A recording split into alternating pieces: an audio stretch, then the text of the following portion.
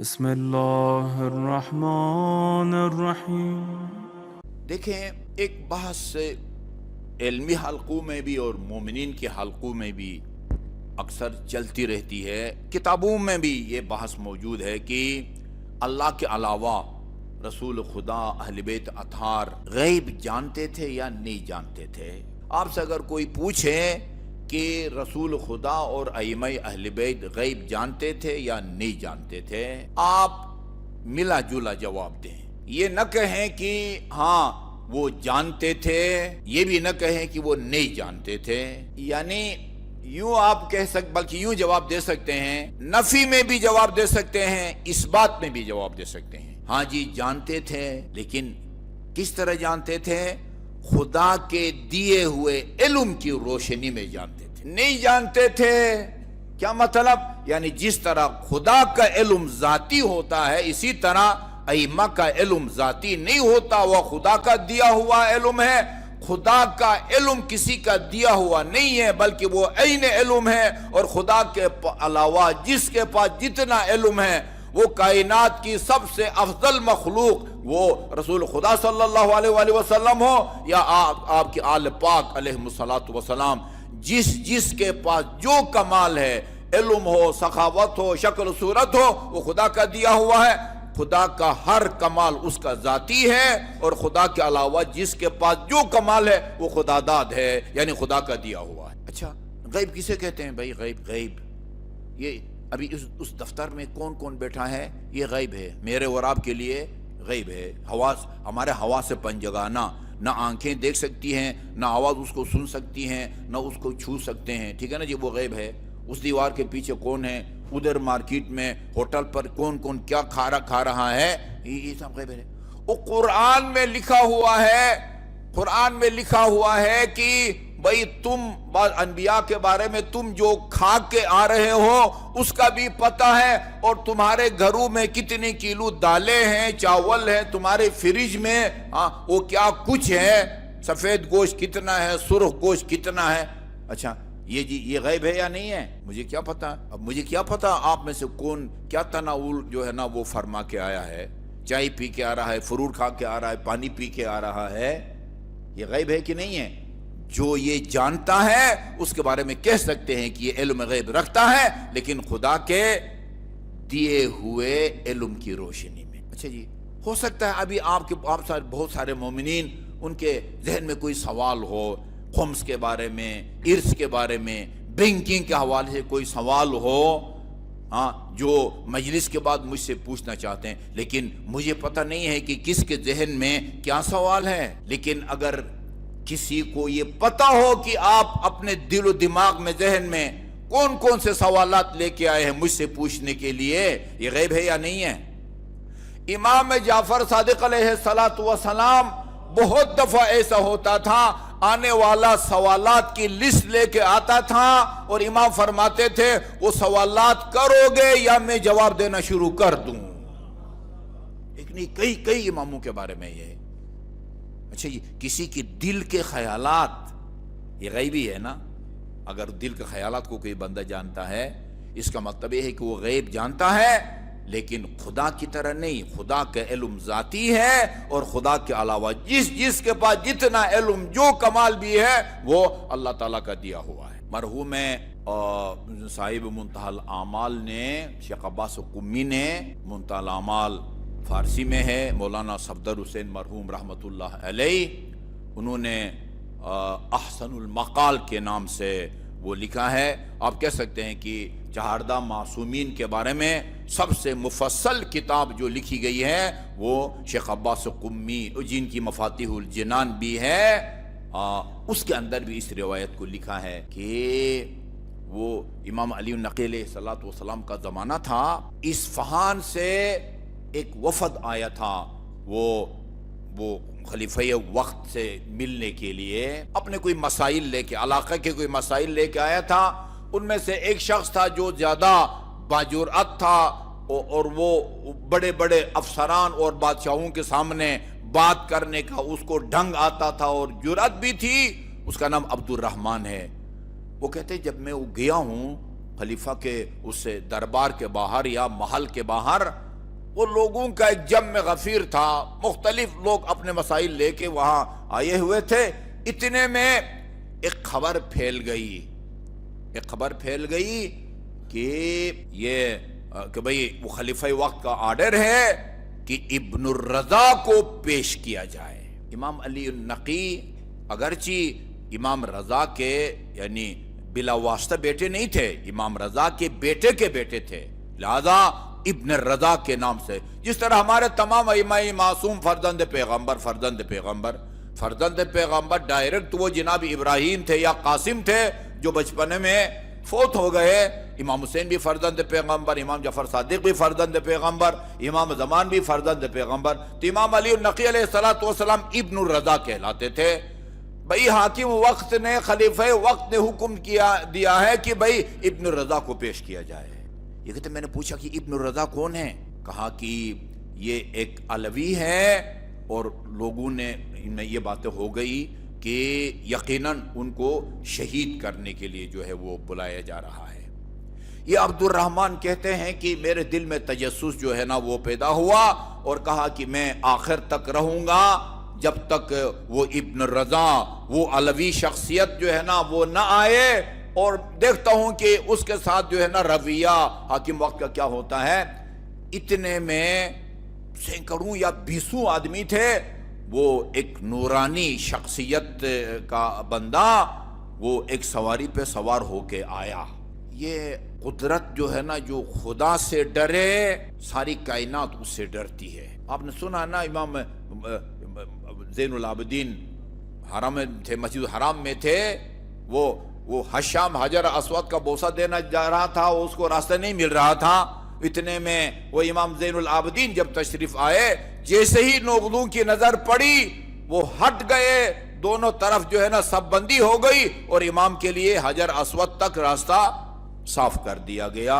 وہ ایک شامی نے، پتہ نہیں کسی نے پوچھا حشام سے، وہ یہ کون ہے؟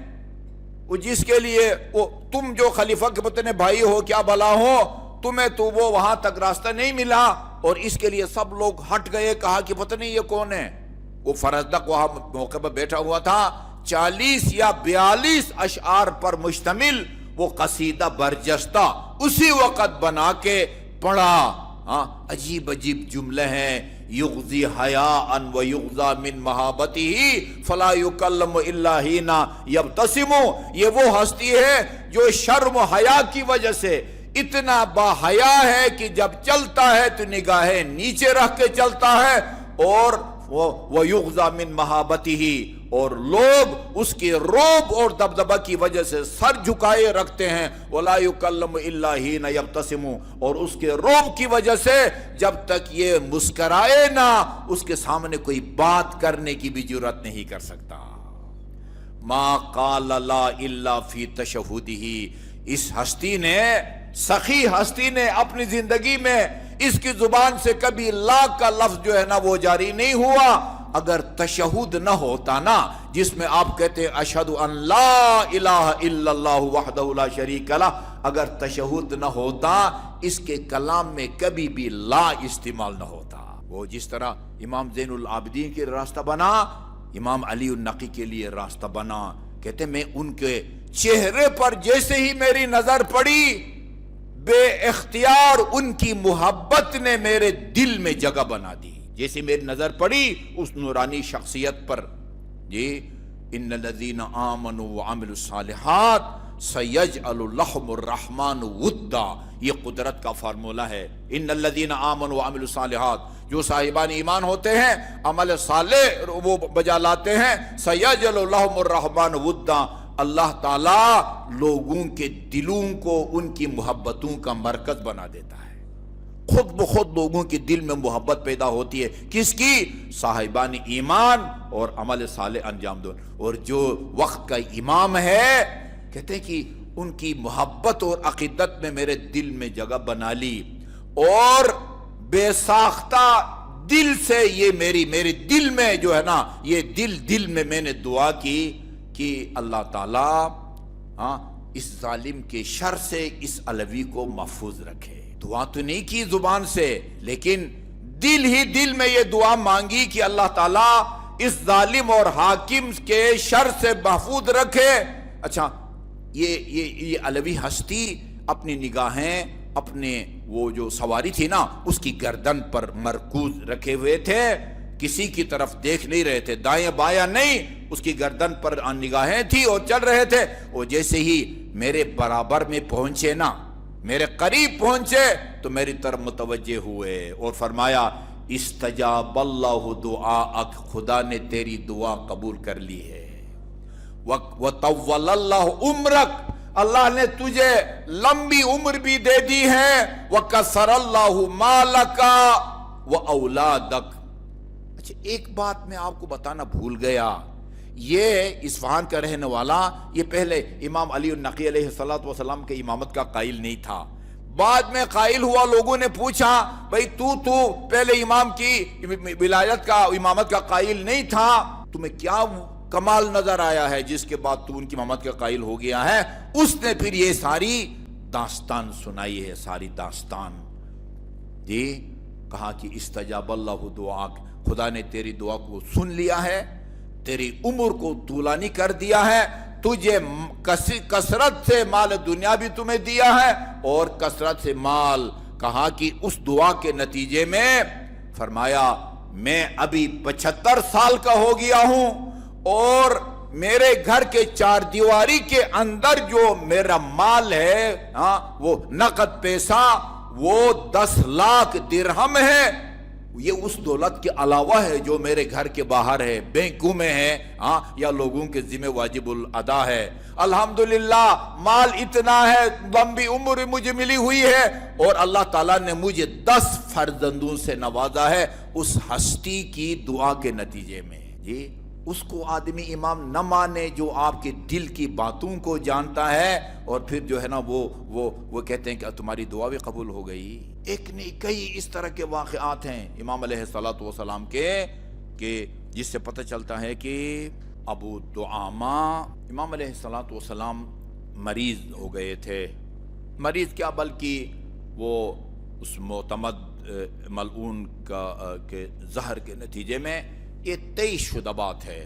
امام نے فرمایا ہے ما منا الا مقتول او مسموم، امیر المومنین سے لے کر اور امام حسن عسکری علیہ السلام تک کوئی امام اس دنیا سے اپنی کسی بیماری کے نتیجے میں اس دنیا سے نہیں گیا، یا تلوار سے شہید کیا گیا ہے یا زہر دے کے شہید کیا گیا ہے۔ آپ سنتے بھی رہتے ہیں، کتابوں مطالعے بھی کرتے ہیں، ان 11 اماموں میں سے ایک امام ایسا ہے جو بیک وقت زہر اور تلوار دونوں کے نتیجے میں شہید ہوئے ہیں، اور وہ میرے اور آپ کی امام اول ہیں، امیر المومنین علیہ السلام ہیں۔ عبد الرحمن بن ملجم نے 1000 کی تلوار خریدی اور 1000 درہم کا زہر خرید کے جی اس زہر میں اس کو مسموم کیا، تلوار کو۔ ما منا الا مقتول، اس زہر کا اثر تھا۔ ابو دعامہ کہتے ہیں میں امام علیہ السلام کی عیادت کے لیے گیا اور جب میں امام کو خدا حافظی کر کے نکلنے لگا نا تو امام علیہ السلام نے فرمایا کہ ابو دعامہ دیکھو اس عالم غربت میں سامرہ میں تھے نا، مدینہ سے ان کو جلا وطن کیا گیا تھا، تم نے ہماری عیادت کی ہے، تمہارے ہمارے ذمے واجب الادا حق بنتا ہے، میں تمہیں ایک ہدیہ پیش کرتا ہوں اگر تم اس کو قبول کرو۔ ابو دعامہ کہتے ہیں فرزند پیغمبر یہ آپ کا مجھ پر احسان ہوگا۔ فرمایا حدثنی ابی ان ابیہ الرضا، مجھ سے میرے والد گرامی یعنی امام محمد تقی نے اپنے والد گرامی امام رضا سے روایت کی ہے، ان ابیہ موسیٰ الکاظم، اور امام رضا نے اپنے معصوم والد گرامی امام محمد کاظم سے، امام موسیٰ کاظم سے، اور ان ابی ہے جعفر الصادق، اور امام موسیٰ کاظم نے اپنے والد گرامی امام جعفر صادق سے، ان ابی ہے محمد الباقر، انہوں نے اپنے والد گرامی امام محمد باقر سے، ان ابی ہے علی ابن الحسین زین العابدین، اور امام محمد باقر نے جی اپنے والد گرامی امام زین العابدین سے، ان ابی ہے حسین ابن علی، اور امام زین العابدین سے امام حسین نے امام حسین سے، ان ابی ہے امیر المؤمنین، اور امام حسین نے اپنے والد گرامی امیر المومنین سے نقل کیا ہے ان رسول اللہ جی، اور آپ نے رسول خدا سے اس حدیث کو نقل کیا ہے۔ وہ روایت کیا ہے؟ فرمایا الایمانو، یہ پتھر پر لکیر ہے میرے بزرگوں اور عزیزوں، ہاں اس کو نوٹ کریں، عربی متن تو آپ کو یاد نہیں رہے گا۔ فرمایا الایمانو ما وقرتہ القلوب، ایمان اس عقیدے کا نام ہے جو آپ کے دل میں راسخ ہے، توحید، عدل، نبوت، امامت اور قیامت کا راسخ عقیدہ آپ کے دل میں ہے جی، آپ کے دل کے اندر وہ راسخ ہے۔ وَصَدَّقَتْهُ الْأَعْمَالِ، اور جو عقیدہ آپ کے دل میں ہے نا، آپ کا عمل، آپ کی عملی زندگی اس عقیدے کی تائید کرے، اس کی تصدیق کرے، یہ ایمان ہے۔ وَالْإِسْلَامُ مَا جَرَتْ بِهِ اللِّسَانِ، اور اسلام کیا ہے؟ زبانی لا الہ الا اللہ محمد الرسول اللہ کہنا، وَحَلَّتْ بِهِ الْمُنَاكَحَةُ، اور اس کے نتیجے میں یعنی لڑکا لڑکی کا، مرد عورت کا نکاح صحیح ہو جائے، اس کو اسلام کہتے ہیں۔ اور جو عقیدہ دل میں راسخ ہو اور انسان کی عملی زندگی اس کی تصدیق کرے، اس کو ایمان کہتے ہیں جی۔ اور بعد دوسری روایت میں اسی امام علیہ السلام کے یہ الفاظ ہیں الایمانو جی ما، جو وہ ہے کہ جو جس انسان دل سے اقرار کرے جی، الاعتقاد بالجنان، دل سے عقیدہ رکھے جی، زبان سے اس کا اظہار کرے اور عمل اس کی تصدیق کرے۔ اب وہ دعامہ اس کو سننے کے بعد کہتے ہیں فرزند پیغمبر، میں فیصلہ نہیں کر سکتا کہ اس حدیث کے راوی افضل ہیں یا اس حدیث کا متن افضل ہے۔ وہ حدیث سلسلۃ الذہبیہ کے بارے میں آپ نے سنا ہے نا، وہ تو امام رضا سے شروع ہوتی ہے حدیث، اس میں 2 اور معصومین کا اضافہ ہے، وہ جس میں فرمایا کلمۃ لا الہ الا اللہ حصنی، یہ لا الہ الا اللہ خدا فرماتا ہے، یہ لا الہ الا اللہ میرے مضبوط قلعہ ہے، من قالہا دخل حصنی، جس نے بھی لا الہ الا اللہ پڑھا وہ میرے مضبوط قلعہ میں داخل ہو گیا۔ لیکن اس کے بعد فرمایا ولیکن بشرطہا و شروطہا، یہ اس کلمہ توحید کے خدا کا مضبوط قلعہ ہونے کے کچھ شرائط ہیں، وَأَنَا مِن شُرُوطِهَا، وقت کے امام کی معرفت شرط ہے۔ اگر امام وقت کو نہیں پہچانا، یہ کلمہ توحید مسلمان تو بنا سکتی ہے، آپ کو پاک تو کر سکتی ہے، نکاح تو ہو سکتا ہے، باپ کی جائیداد میں حصہ تو مل سکتا ہے، لیکن اس وقت تک یہ اللہ کا مضبوط قلعہ ثابت نہیں ہو سکتا جب تک وقت کی امام کی معرفت حاصل نہ کی جائے۔ کہ میں فیصلہ نہیں کر سکتا کہ یہ سند، امام حنبل کے الفاظ یہ ہیں، امام رضا سے لے کر جبرائیل رسول خدا تک یہ نام اتنے بابرکت ہیں کہ اگر کسی کاغذ کے اوپر لکھ کے کسی دیوانے کے گلے میں آپ آویزان کر دو، اللہ ان ناموں کے برکت سے دیوانے کو بھی شفا عطا فرمائے گا۔ ایک مرتبہ درود بھیجیے محمد و آل محمد پر، اللہم صلی علی محمد و آل محمد۔ یا اکثر علماء کے مطابق 3 رجب المرجب اس سے مظلوم اور غریب الوطن امام کی ظہر کے ذریعے شہادت ہوئی ہے۔ کوئی مزاحمت نہیں ہوتی تھی حکومت کے خلاف، کوئی تحریک نہیں، کوئی مزاحمت نہیں ہے، لیکن صرف میں نے پڑھا ہے سب سے زیادہ غیب کی خبریں امام علی النقی علیہ السلام نے دی ہیں۔